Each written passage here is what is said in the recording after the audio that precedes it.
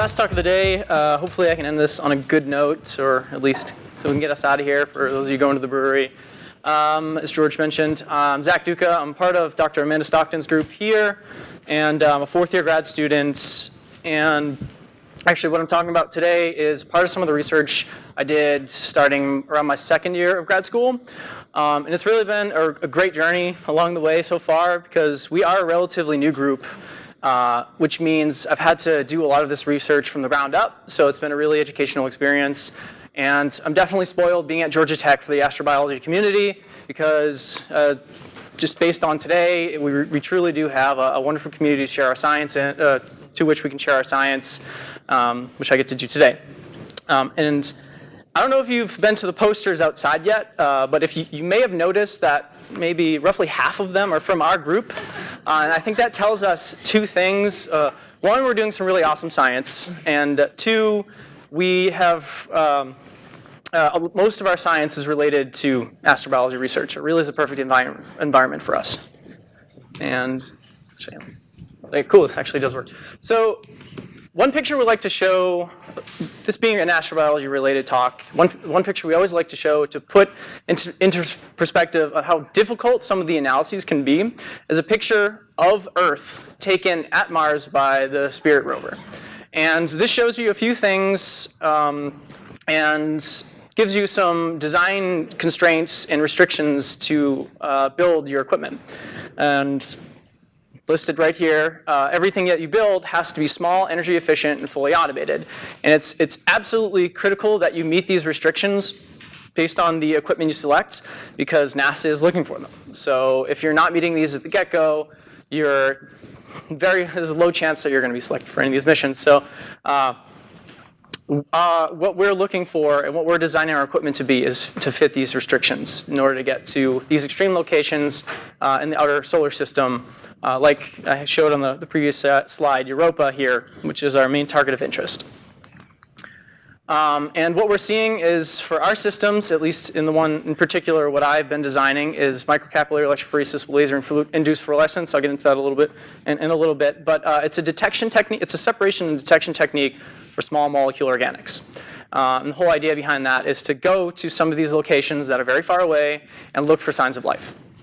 And in particular, this is of Mars. We're going to, or planning on hopefully going to Europa. This is even further away. So it's, again, essential that our equipment can meet all these design constraints. Why Europa? Many of you probably seen these pictures before, but if you take a look at this picture on the left, you see all these dark spots. We have sent equipment out here in the past to look at these recurring slope linii, and what we've seen is that it's giving evidence of global tidal heating underneath the icy crust. So for one thing, it's an icy surface. So this is great news for us because life as we know it on Earth needs water to survive. So this is a great starting point. If there's water on the surface, that could possibly mean that there are components for a life mixture. And two, that this is giving us evidence of subsurface ocean underneath this icy crust. And again, on Earth here, we see these hydrothermal vent systems at the bottom of the ocean. So it gives us a great opportunity, or at least possibility, of finding life at these locations. Another critical aspect about Europa's surface when you're looking at these dark spots is what we can actually determine is in them. So we have sent, so this is the Galileo's near-infrared mapping spectrometer, or NIMS, mapped out the surface of these dark spots on Europa. And what they found is, after some modeling, that there are these magnesium sulfate and sodium carbonate hydrated salts. And so we can know what the ionic content of the surface is, and it's not just water, but we don't know what else is in those materials. So ideally, we want to go there, and since we know what type of ionic content is in there, we can plan for our experiments that we eventually will send there and look for more indicators of life. And this is actually perfect for some of our other previously designed concepts. One in particular is an impactor type mission that we've been contemplating and trying to design some optical equipment for. Another critical aspect about Europa is more recently discovered. It's South Pole, these transient water vapors that, again, can suggest other materials besides these salts, magnesium salts. And this, like, I don't know if anybody here has heard of Enceladus, but this is a similar situation of Enceladus where we can more easily just fly through these plumes at the South Pole and collect our samples. So it's a little more simple to design a piece of equipment to fly through these plumes around the planet or around the moon instead of just crashing into it or landing on the surface. It simplifies your design a bit. So this is really a more ideal situation.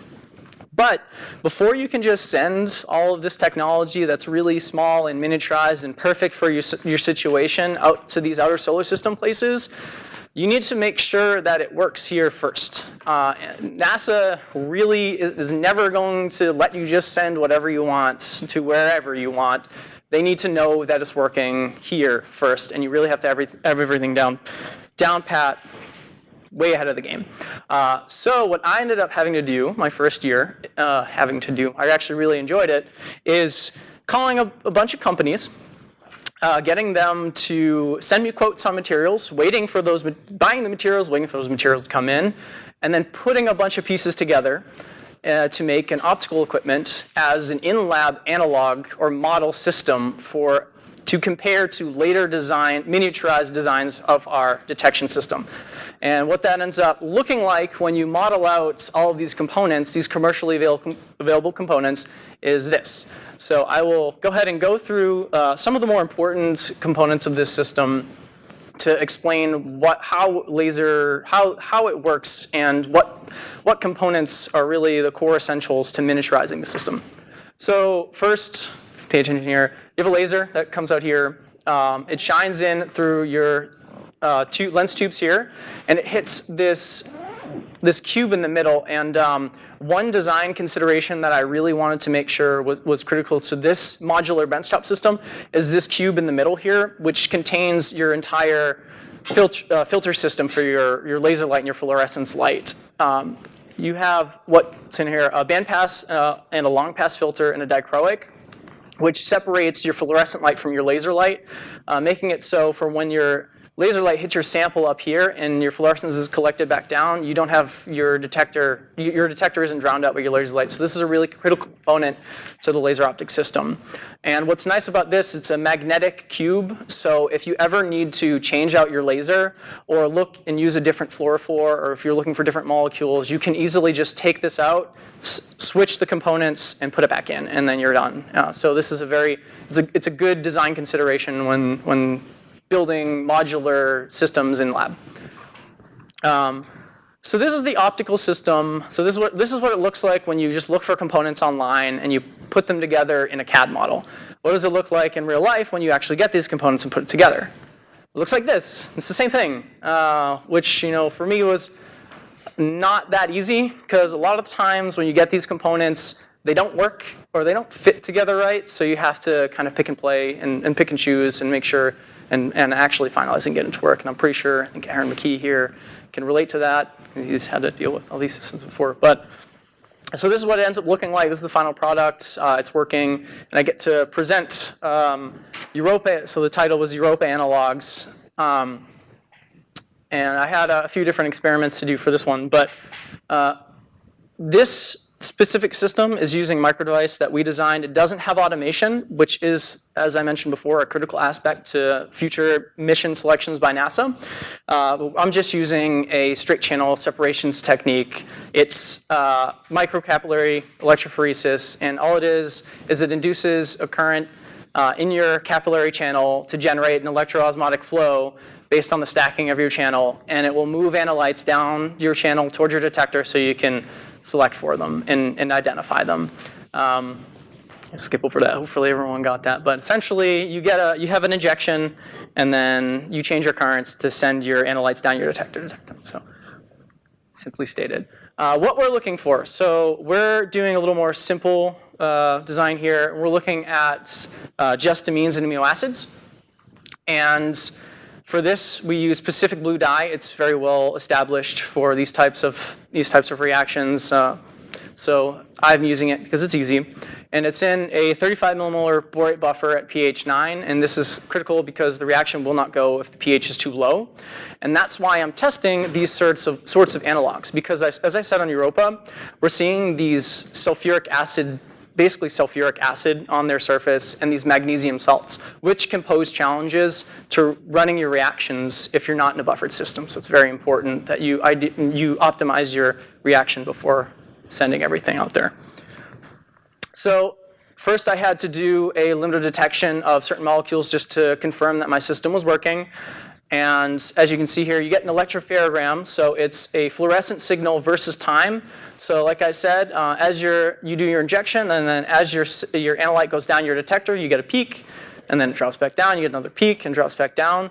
And we can identify the peaks based on standards. And for here, I have alanine and glycine, so two basic amino acids going down the detector, going down your channel, hitting the detector. And then we have our Pacific blue peaks as our selectors for normalizing the electropherograms. And what I ended up finding is that the LOD for my system is falling within the range of previously built and constructed modular systems in lab that some of our collaborators have constructed in the past. So I went ahead and ran some of these analog samples. Started first with sulfuric acid sample because I figured that's probably going to be one of the harder ones, at least before I get to magnesium. And what I ended up seeing is I was right, and it takes a lot of dilutions before you can actually get a good separation. So you notice here this is terrible, terrible, terrible, terrible, and then finally after 10 rounds of dilution, I finally see a peak. This is expected because the sulfuric acid is lowering the pH of the reaction, so I'm not actually getting a reaction. But one thing I can do before that is just keep diluting it and diluting it and diluting it before reaction, and then eventually I'll start seeing more and more peaks over time. And really that's all we want to see here is peaks, which identify organic molecules in our mixture. Did the same thing for our carbonic acid solution. This is a weaker acid, so everything went perfectly well and there were no problems. All the peaks showed up and specifically could identify valine, serine, alanine, glycine. You can do as many as you want. You can select for whatever organic molecules. These ones are just really easy standards to use for a model system. One important thing to note is the signal-to-noise ratio of your mixtures at the end. You can kind of see, I had quantified before, what happens over time when you start doing dilutions. Your signal goes up and then levels out. Really, all you want to do is get to the point where your signal goes up, because essentially any dilution, an ideal dilution is not necessary, because any signal is a good signal when you're looking for signs of life somewhere outwards in the other solar system. So once we get that signal, we just inject our standards into it, quantify it, and we know it's there. And I will say any signal is good signal. I'll leave a caveat to that, as long as you can show it reproducibly, because you don't want to get into the situation where you show one result but can never show it again. It can create some very fishy scenarios in the scientific community. So you got to make sure that you can actually prove your data. We have some of the accomplishments in future directions.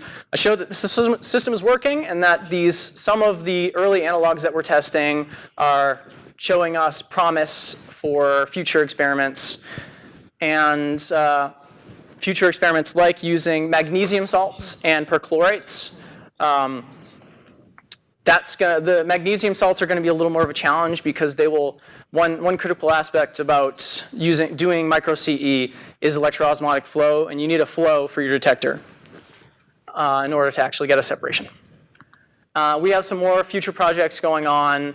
One is automating our device, another one is ice impact particles. So we have other collaborators doing research in which we're impacting ice particles into a foil disk to simulate a plume extraction.